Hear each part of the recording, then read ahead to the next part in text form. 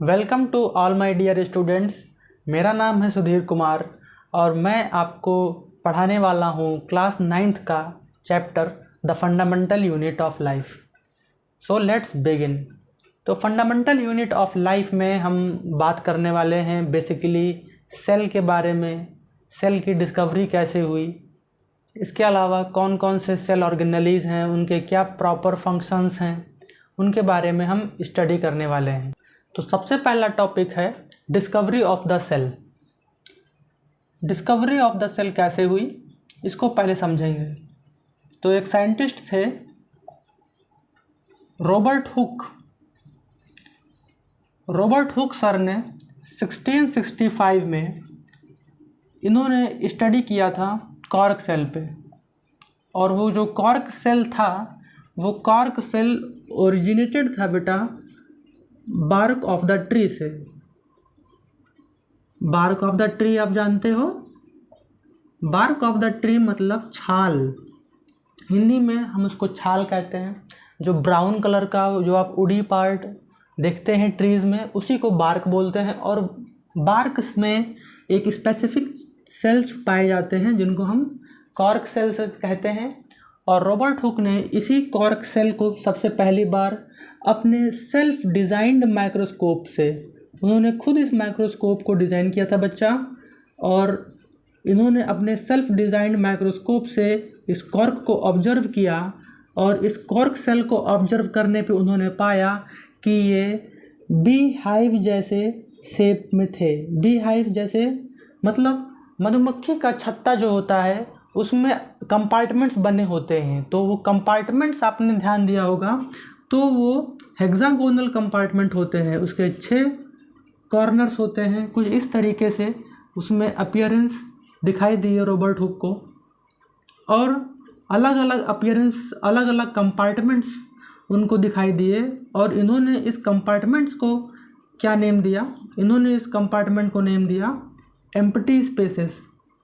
मतलब उनको कुछ खाली स्थान दिखाई दिया और एम्प्टी स्पेस नाम दिया। और एम्प्टी स्पेस को लैटिन लैंग्वेज में हम लोग एम्प्टी स्पेस को क्या बोलते हैं बेटा? सेल्स बोलते हैं। और कुछ इस तरीके से सेल का ओरिजिनेट हुआ। कहने का मतलब ये है कि इससे पहले किसी और साइंटिस्ट ने ये नहीं बताया था कि जो लिविंग बॉडी है वो डिफरेंट सिंगल कंपार्टमेंट से मिल करके, सिंगल पार्टीशन से मिल करके, खूब सारे सेल्स मिल करके एक लिविंग ऑर्गेनिज्म बनाते हैं। तो ये है तो बहुत छोटी सी डिस्कवरी, लेकिन cell the fundamental unit of life को समझने के लिए बहुत ही इम्पॉर्टेंट डिस्कवरी थी। 1665 AD में रॉबर्ट हुक सर ने इसको डिस्कवर किया था। और सोर्स क्या था? From the cork cell. और cork cells basically dead cells होते हैं, इनमें लाइफ नहीं होती है।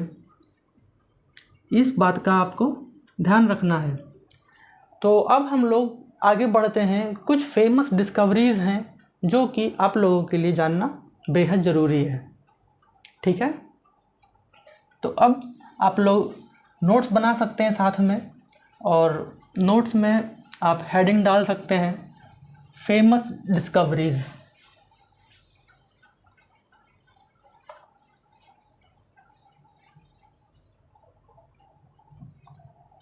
Famous discoveries, famous discoveries regarding sales.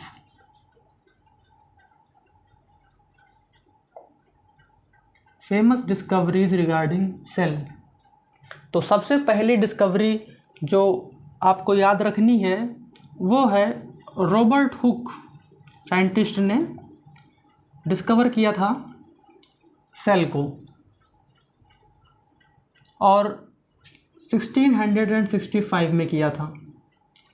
Second number पे आपको याद रखना है दूसरा नाम, that is Antonie van Leeuwenhoek.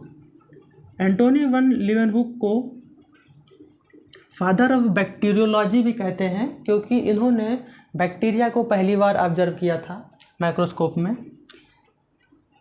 Antonie van Leeuwenhoek ने सबसे पहले लिविंग सेल देखा था, अगर क्वेश्चन आता है कि फर्स्ट लिविंग सेल किसने ऑब्जर्व किया तो एंटोनी वैन लीeuwenhoek ने, और फर्स्ट सेल किसने ऑब्जर्व किया तो रॉबर्ट हुक ने, और फर्स्ट डेड सेल किसने ऑब्जर्व किया तो भी आंसर रॉबर्ट हुक ही होगा। तो ये अराउंड 1674 या 75 AD में इन्होंने एंटोनी वैन लीeuwenhoek ने लिविंग सेल को स्टडी किया था, राइट। थर्ड नंबर पे आते हैं Robert brown. Robert brown sir ने सबसे पहले स्टडी किया था न्यूक्लियस को।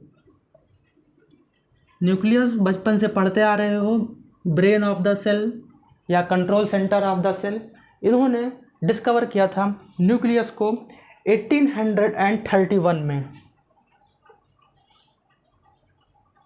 इसके बाद में हम लोग नेक्स्ट डिस्कवरी देखेंगे जो कि था प्रोटोप्लाज्म का, और प्रोटोप्लाज्म नाम दिया था एक अनदर साइंटिस्ट जो कि परकिंजे।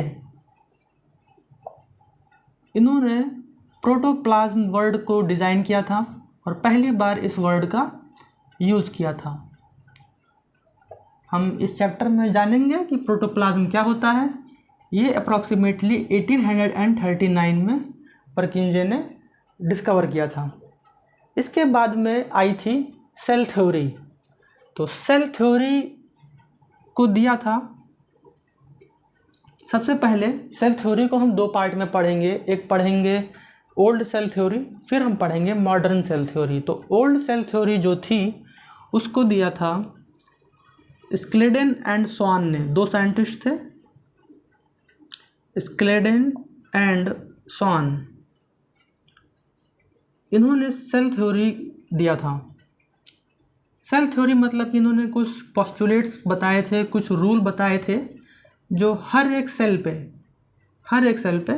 लागू होते थे, और उन्होंने ये सेल थ्योरी दिया था 1839 में, सेम ईयर में अप्रॉक्सीमेटली। ये प्रोटोप्लाज्म और ये सेल थ्योरी ये 1838 से लगा के 1839 के बीच में ये डिस्कवरीज हुई थी, राइट। सबसे लास्ट में जो मॉडर्न सेल थ्योरी थी, इस सेल थ्योरी में थोड़ा मॉडिफिकेशन किया था नेक्स्ट साइंटिस्ट ने, जिनका नाम है सर रुडोल्फ वर्काउ। और रुडोल्फ वर्काउ ने जो थ्योरी दिया था उसको बोलते हैं मॉडर्न सेल थ्योरी। और इन्होंने कुछ चेंजेस किए थे, कुछ मॉडिफिकेशन किए थे, कुछ अलग से एक दो पॉइंट बताए थे जो कि सेल थ्योरी में फर्दर जाके ऐड हो गए थे, और एक कंप्लीट सेल थ्योरी हमने अचीव हो गई थी, राइट। तो अब हम लोग मूव करने वाले हैं नेक्स्ट टॉपिक पर, and that is cell theory.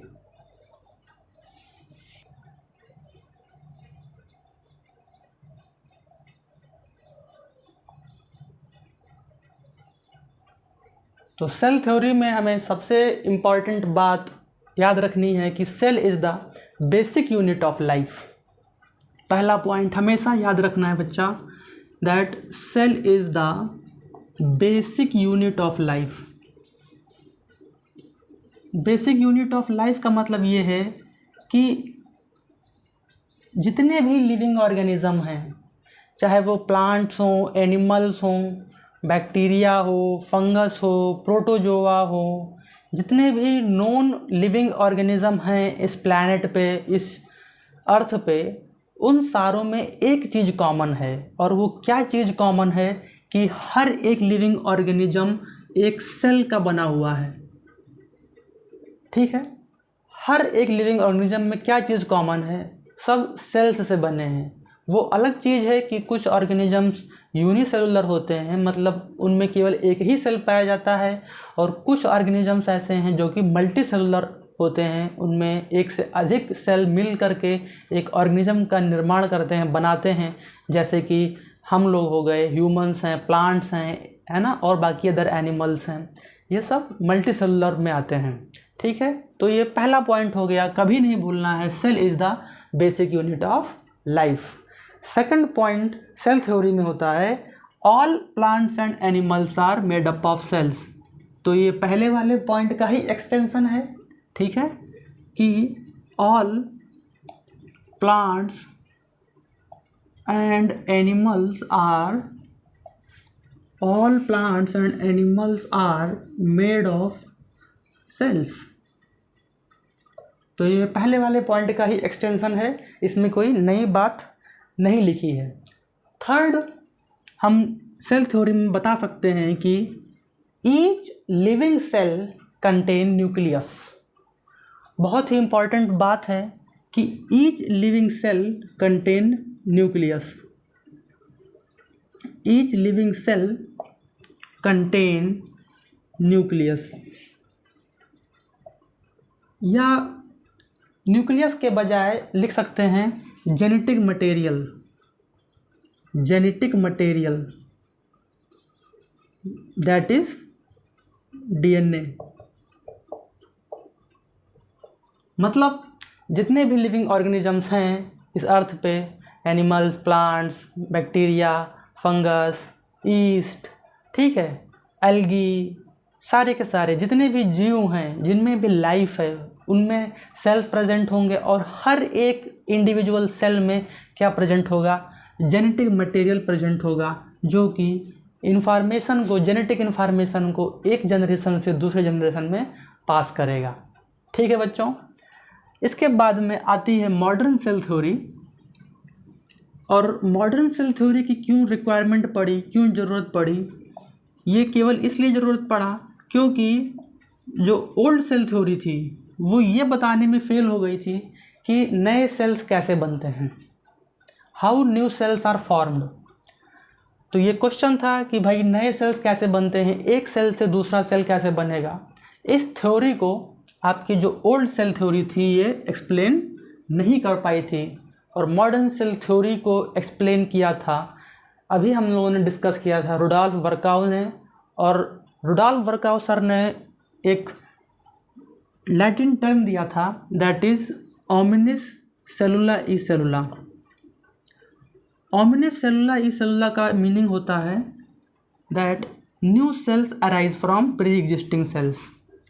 जो न्यू सेल है, सपोज दैट कि ये न्यू सेल है, और ये न्यू सेल कहाँ से अराइज हुआ होगा, ये किसी पुराने सेल से अराइज हुआ होगा, ओल्ड सेल से। तो कोई भी अगर नया सेल बन रहा है तो नया सेल ओल्ड सेल से ओरिजिनेट होगा। तो इसी को इन्होंने लैटिन में बोला था ओमिनिस सेलुला ई सेलुला। तो इसमें हम लोग लिख सकते हैं कि new cells arise from pre existing, new cells arise from pre existing sales. ठीक है, तो ये चीज़ अब जाकर के पूरी सेल थ्योरी कंप्लीट हो जाती है। पहला पॉइंट ध्यान रखना है, cell is the basic unit of life. Second point याद रखना है, all plants and animals are made up of cells. Third point याद रखना है कि each living cell contain genetic material that is DNA. And fourth याद रखना है कि किस तरीके से न्यू सेल्स अराइज हुए ओल्ड सेल्स से, है ना, फ्रॉम प्री एग्जिस्टिंग सेल्स से। तो उसको बताया था कि जो नए सेल्स होते हैं वो अराइज होते हैं प्री एग्जिस्टिंग सेल से। अपने आप कोई नया सेल नहीं पैदा हो जाएगा, स्पॉन्टेनियस ग्रोथ नहीं होती है। कहने का मतलब ये है कि मान लीजिए ये एक न्यू सेल है, तो ये अपने आप कोई यहाँ पे खुलजा सिमसिम वाला जादू टोना नहीं होगा कि ये एक सेल यहाँ पे बन जाए। नया सेल अपने आप नहीं डेवलप हो सकता, अपने आप कोई न्यू सेल फॉर्म नहीं होती है। नई सेल तभी बनेगी, वो एक ओल्ड सेल से ही न्यू सेल बनेगी। ठीक है, ये चीज़ आपको माइंड में रखना है। ठीक है, from old cell new cell will arise, या फिर new cells will arise from pre existing cells. जो पहले से मौजूद सेल्स हैं उनसे ही नए सेल की या नई कोशिका की उत्पत्ति होगी। तो ये रहा सेल थ्योरी। और अब हम लोग इसके बाद में आगे बढ़ते हैं नेक्स्ट टॉपिक पे, difference between unicellular and multicellular animals या मल्टीसेलुलर ऑर्गेनिजम्स। ठीक है, तो आप लोग नेक्स्ट हेडिंग डाल सकते हैं, difference between multicellular and unicellular organisms.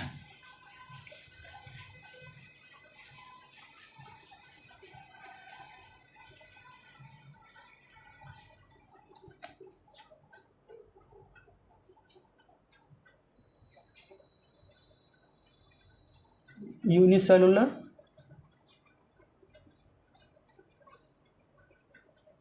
And multi cellular.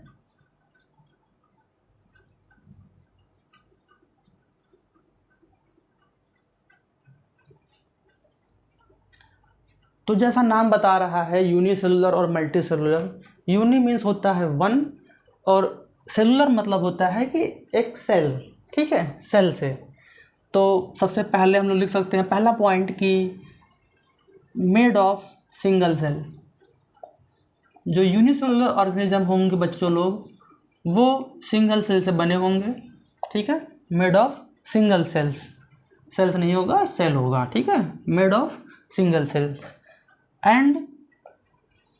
and this cell will perform all the function necessary for survival, ठीक है, और यही सेल सारे फंक्शन परफॉर्म करेगा जो कि इस सेल के सर्वाइवल के लिए इम्पॉर्टेंट है, ठीक है। And this cell will perform all functions for its survival, ठीक है, all functions for its survival, right. और मल्टी सेलुलर ऑर्गेनिजम्स में क्या होगा कि made of more than one cell या मेड ऑफ मैनी सेल्स, ठीक है, made of many cells, right. तो ये हो गया डिफरेंस बिटवीन यूनिसेलुलर और multicellular organisms. Next point हम लोग लिखेंगे यूनिसेलुलर ऑर्गेनिजम्स में कि इनमें जो रिप्रोडक्शन का मेथड होता है वो एसेक्सुअल होता है, ठीक है, asexual mode of reproduction, asexual mode of reproduction. Reproduction मतलब अब भाई एक ऑर्गेनिज्म है इस अर्थ पे, उसको अपनी प्रोजेनी को आगे बढ़ाना है, ठीक है, तो वो अपने जैसा कोई दूसरा ऑर्गेनिज्म प्रोड्यूस करेगा, बार बार प्रोड्यूस करेगा, रिप्रोड्यूस करेगा, एक न्यू ऑर्गेनिज्म रिप्रोड्यूस करेगा अपने बॉडी से, ठीक है, दैट इज़ रिप्रोडक्शन। तो जो यूनिसेलुलर ऑर्गेनिजम्स होते हैं उनमें मोस्ट ऑफ द केसेस में एसेक्सुअल मोड ऑफ रिप्रोडक्शन देखा जाता है। एसेक्सुअल मतलब इसमें कोई मेल या फीमेल का इन्वॉल्वमेंट नहीं होगा। इतनी बात क्लियर। मल्टी सेलुलर ऑर्गेनिज्म में आपको ये समझना होगा, यहाँ पे आपका मोस्टली दोनों तरह के रिप्रोडक्शन देखे जाते हैं। यहाँ पे both asexual and sexual reproduction perform होता है, both sexual and asexual reproduction. अब यहाँ पे क्वेश्चन उठता है कि सेक्सुअल रिप्रोडक्शन क्या हुआ। तो सेक्सुअल रिप्रोडक्शन मतलब कि यहाँ पे मेल और फीमेल दो पेरेंट इन्वॉल्व होंगे, फिर जा कर के रिप्रोडक्शन किसी एक न्यू यंग वन का होगा, ठीक है, या एक नई ऑफस्प्रिंग जनरेट होगी मेल और फीमेल पेरेंट्स के आने से। और जिसमें दो पेरेंट की रिक्वायरमेंट नहीं होती है वो एसेक्सुअल रिप्रोडक्शन में बच्चा लोग आता है, ठीक है। अब हम लोग नेक्स्ट पॉइंट देखेंगे, जो यूनिसेलुलर ऑर्गेनिजम्स हैं इसमें हम लोग एक एक्स्ट्रा पॉइंट लिखते हैं, वो है कि may be prokaryote and eukaryote, may be prokaryote and eukaryote. इस चैप्टर में आप आगे आने वाले लेक्चर में समझेंगे कि प्रोकैरियोट सेल क्या होते हैं, यूकैरियोटिक सेल क्या होते हैं। आप लोगों ने जूनियर क्लासेस में पढ़ा होगा, बट हम लोग यहाँ पे डिटेल में देखेंगे, ठीक है। मे बी प्रोकैरियोट और यूकैरियोट। बहुत से यूकैरियोटिक सेल्स भी होते हैं जो कि यूनिसेलुलर होते हैं, और उनके एग्जाम्पल अगर आपको पता है तो आप कमेंट करिए, मैं उन कमेंट को ज़रूर देखूंगा, ठीक है। और इसके अलावा जितने मल्टी सेलुलर सेल्स होते हैं वो ओनली यूकैरियोटिक होते हैं। अभी के लिए बस आप केवल ये चीज़ याद रखिए, हम लोग लेक्चर में आगे देखेंगे कि यूकैरियोटिक और प्रोकैरियोटिक सेल आखिर होता क्या है, क्या डिफरेंसेस हैं, हम लोग आगे बात करने वाले हैं इस चैप्टर में, ठीक है। इसके अलावा यूनिसेलुलर ऑर्गेनिजम्स में इनकी जो लाइफ स्पैन होती है ये शॉर्ट होती है, बहुत ज़्यादा इनकी लाइफ स्पैन होती नहीं है, ठीक है। और वहीं मल्टी सेलुलर ऑर्गेनिजम्स में जो लाइफ स्पैन होती है ये काफ़ी ज़्यादा बड़ी होती है, लॉन्ग लाइफ स्पैन होती है as compared to unicellular organisms. इसके अलावा यूनिसेलुलर ऑर्गेनिजम्स में ये देखा जाता है कि no division of labour, no division of labour. इसका मतलब क्या हुआ?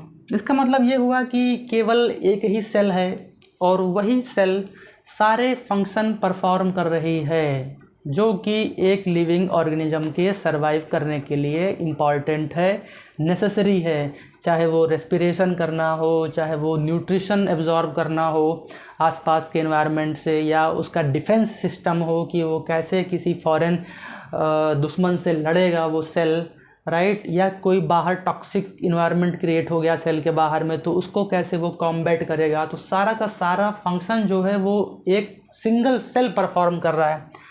मतलब सारा का सारा लेबर वर्क जो है वो एक ही सेल कर रहा है और एक लिविंग ऑर्गेनिज्म को सरवाइव करा रहा है इस नेचर में, ठीक है। वही जो मल्टी सेलुलर ऑर्गेनिजम्स होते हैं, ये इनमें जो सेल्स पाए जाते हैं मल्टी सेलुलर ऑर्गेनिजम्स में, इनमें काफ़ी ज़्यादा हाई डिवीज़न ऑफ लेबर देखा जाता है। और ये जो हाई डिवीज़न ऑफ लेबर देखा जा रहा है, ये हाई डिवीज़न ऑफ लेबर का मतलब ये हुआ कि जो मल्टी सेलुलर एनिमल्स होते हैं या मल्टी सेलुलर जो ऑर्गेनिजम्स होते हैं वो जिन सेल्स से बने होते हैं वो आपके यूकैरियोटिक सेल से बने होते हैं। और जब हम लोग यूकैरियोटिक सेल को अच्छे से स्टडी करेंगे इस क्लास में तो हम देखेंगे कि इस यूकैरियोटिक सेल में बहुत सारे सेल ऑर्गेनेलीज प्रेजेंट होते हैं और हर एक सेल ऑर्गेनेलीज के अलग अलग फंक्शन हैं, सबको अलग अलग वर्क नेचर ने बांट दिया है या डिस्ट्रीब्यूट कर दिया है। जैसे माइटोकॉन्ड्रिया का काम क्या है? रेस्पिरेशन करना, ठीक है, एटीपी जनरेशन करना, एनर्जी मॉलिक्यूल बनाना हमारी बॉडी के लिए। वैसे ही दूसरे और भी ऑर्गेनेलीज हैं जैसे राइबोसोम का काम है कि प्रोटीन की सिंथेसिस करना, न्यूक्लियस का काम है कि जेनेटिक मटेरियल को ट्रांसफ़र करना, ठीक है, नेक्स्ट जनरेशन में। तो अलग अलग ऑर्गेनेली का अलग अलग वर्क है। ऐसे ही प्लांट्स में क्लोरोप्लास्ट होता है, आप लोगों ने पढ़ा है जूनियर क्लासेस में कि क्लोरोप्लास्ट फोटोसिंथेसिस कराता है ना, फूड बनाता है प्लांट के लिए, राइट। तो इसलिए क्योंकि यूकैरियोटिक सेल्स में अलग अलग सेल ऑर्गेनेली प्रेजेंट हैं और उनका अलग अलग फंक्शन होता है, इसलिए हम कह देते हैं कि मल्टी सेलुलर ऑर्गेनिजम्स जो हैं उनमें हाई डिवीज़न ऑफ लेबर देखा जाता है। तो ये तो रहा कुछ डिफरेंसेस यूनिसेलुलर और मल्टी सेलुलर ऑर्गेनिजम्स में। कुछ एक आध एग्जाम्पल हम लोग यहाँ पे ले लेते हैं। यूनिसेलुलर ऑर्गेनिजम्स में आप एग्जाम्पल में लिख सकते हैं अमीबा, आप लिख सकते हैं algae that is Chlamydomonas, paramecium, bacteria, ठीक है, ये कुछ ऑर्गेनिजम्स हो गए। और मल्टी सेलुलर में आप लिख सकते हैं प्लांट्स, एनिमल्स, फंजाई, ठीक है, प्लांट्स, एनिमल्स, फंजाई, ये आप लिख रहे हैं मल्टी सेलुलर ऑर्गेनिजम्स में, ठीक है। तो अब हम लोग जब नेक्स्ट लेक्चर लेकर के आएंगे तो हम लोग बात करेंगे next topic that is composition of cells का।